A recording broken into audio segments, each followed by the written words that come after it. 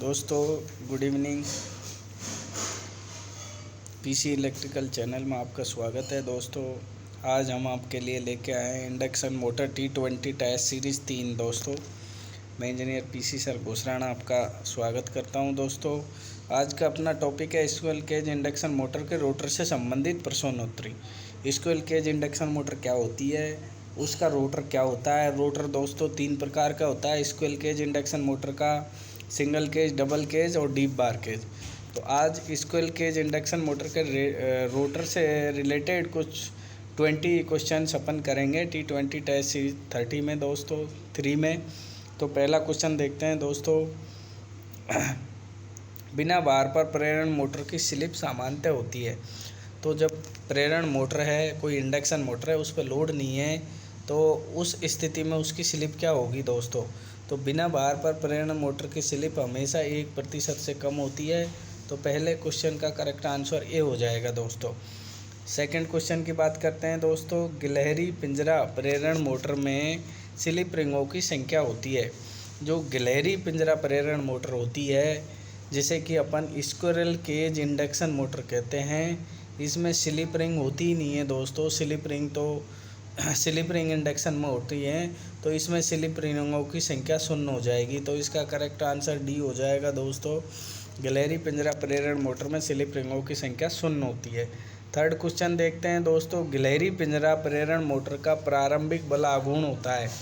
गिलहरी पिंजरा प्रेरण मोटर है, इसका प्रारंभिक बल आघूर्ण अर्थात स्टार्टिंग टॉर्क होता है कम, नगण्य, पूर्ण भार बल आघूर्ण के बराबर या 0। तो दोस्तों इसका जो स्टार्टिंग टॉर्क होता है वो कम होता है। स्क्विरल केज इंडक्शन मोटर का स्टार्टिंग टॉर्क क्या होता है दोस्तों, लो होता है। तो इसका ए करेक्ट आंसर हो जाएगा थर्ड का दोस्तों। फोर्थ की बात करें, 3 phase 440 volt 50 hertz induction motor की स्लिप 4% है, तो रोटर करंट की फ्रिक्वेंसी होगी दोस्तों। तो यहाँ पे रोटर करंट की अपन फ्रिक्वेंसी निकालेंगे दोस्तों।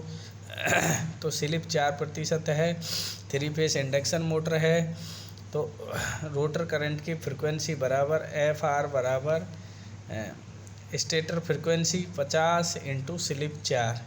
तो अपन इसका गुणा करेंगे 4/0.4 कर लो।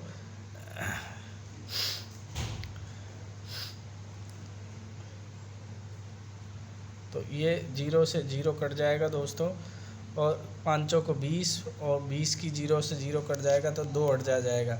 तो इसका करेक्ट आंसर आएगा डी दोस्तों, फोर्थ का।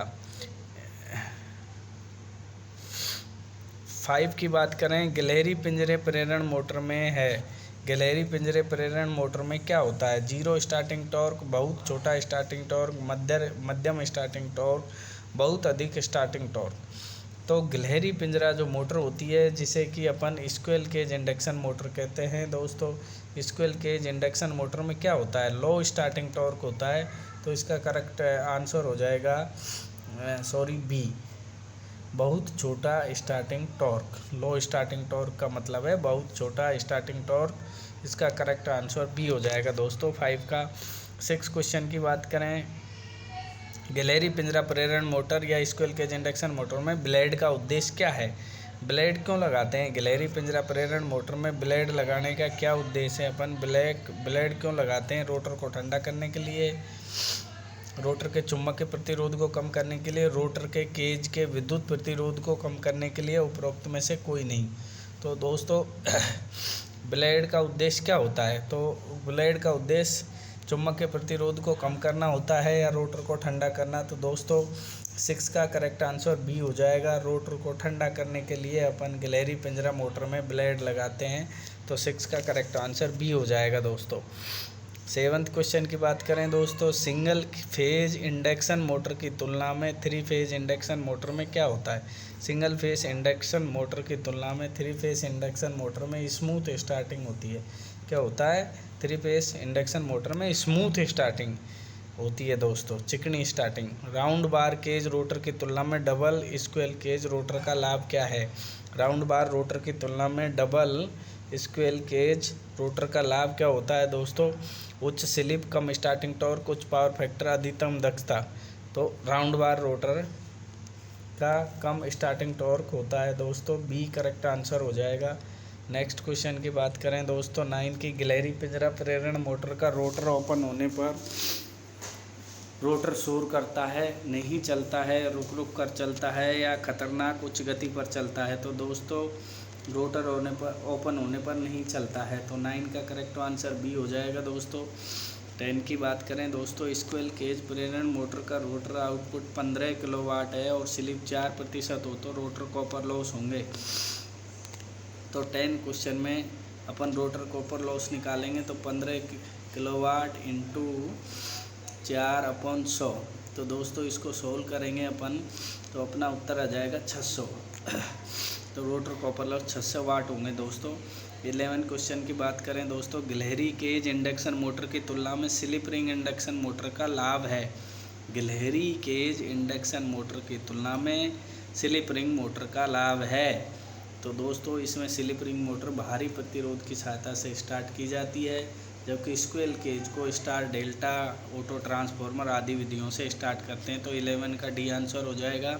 12 स्क्विरल केज इंडक्शन मोटर के स्टार्टिंग टॉर्क को बढ़ाया जा सकता है। तो स्क्विरल केज इंडक्शन मोटर के स्टार्टिंग टॉर्क को कैसे बढ़ाया जा सकता है दोस्तों, हाई एल और हाई रजिस्टेंस की सहायता से अपन इसको बढ़ा सकते हैं। High L, high inductance, high resistance की सहायता से इसको बढ़ा सकते हैं दोस्तों। 3 phase squirrel cage induction motor की स्मूथ स्टार्टिंग के लिए किस विधि को पसंद करते हैं। 3 फेस इंडक्शन मोटर की स्टार्टिंग अच्छी हो, स्मूथ हो, इसके लिए अपन किस विधि को पसंद करेंगे। तो दोस्तों ऑटो ट्रांसफार्मर विधि को पसंद करते हैं 3 फेस इंडक्शन मोटर की स्मूथ स्टार्टिंग के लिए दोस्तों। तो इसका 13 का करेक्ट आंसर सी हो जाएगा दोस्तों। 14 की बात करें, एक प्रेरण मोटर में बड़े वायु अंतराल के परिणाम स्वरूप क्या होता है। तो बड़े वायु अंतराल के परिणाम स्वरूप कम धड़कन नुकसान, इसका बी करेक्ट आंसर आ जाएगा। लेस पल्सेशन लॉसेज, तो वाइब्रेशन से जो लॉसेज होते हैं वो कम हो जाएंगे दोस्तों। 14 का सी बी करेक्ट आंसर हो जाएगा।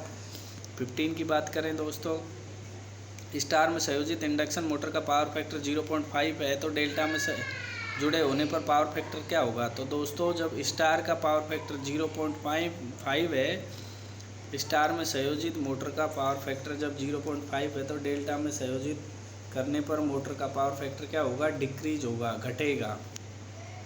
15 का बी करेक्ट आंसर हो जाएगा दोस्तों। 16 की बात करें, डबल केज इंडक्शन मोटर में इनर केज में क्या होता है दोस्तों। तो इनर केज में उच्च प्रतिरोध उच्च प्रतिघात होता है, लो प्रतिरोध उच्च प्रतिघात होता है, लो प्रतिघात होता है, उच्च प्रतिरोध लो प्रतिघात होता है।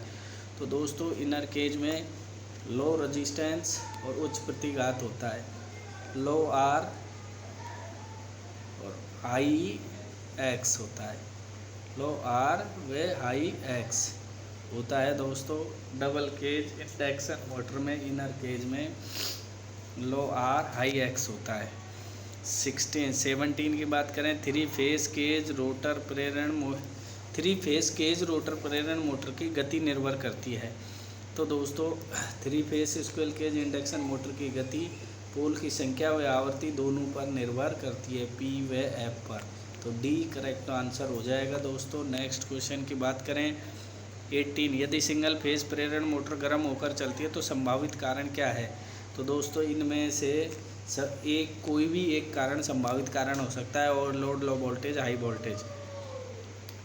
नेक्स्ट क्वेश्चन दोस्तों, प्रेरण मोटर चलने में असमर्थ है, कारण क्या है। तो उपरोक्त में से कोई भी एक कारण हो सकता है मोटर चलने में असमर्थ है। तो 20 क्वेश्चन की बात करें दोस्तों, स्क्विरल केज इंडक्शन मोटर का लाभ है उच्च स्टार्टिंग टॉर्क, निम्न स्टार्टिंग टॉर्क, कम रखरखाव, अधिक रखरखाव। तो दोस्तों कम रखरखाव, less maintenance squirrel cage induction motor का लाभ होता है। स्क्विरल केज इंडक्शन मोटर की मेंटेनेंस कम करनी पड़ती है, मेंटेनेंस की आवश्यकता नहीं होती, इसलिए less maintenance squirrel cage induction motor का लाभ है दोस्तों। तो इसका करेक्ट आंसर 20 का सी हो जाएगा दोस्तों। यदि ये वीडियो दोस्तों आपको अच्छी लगी हो तो अपने दोस्तों को शेयर करें, पीसी इलेक्ट्रिकल चैनल को सब्सक्राइब करवाएं। धन्यवाद दोस्तों, आज के लिए इतना ही, धन्यवाद।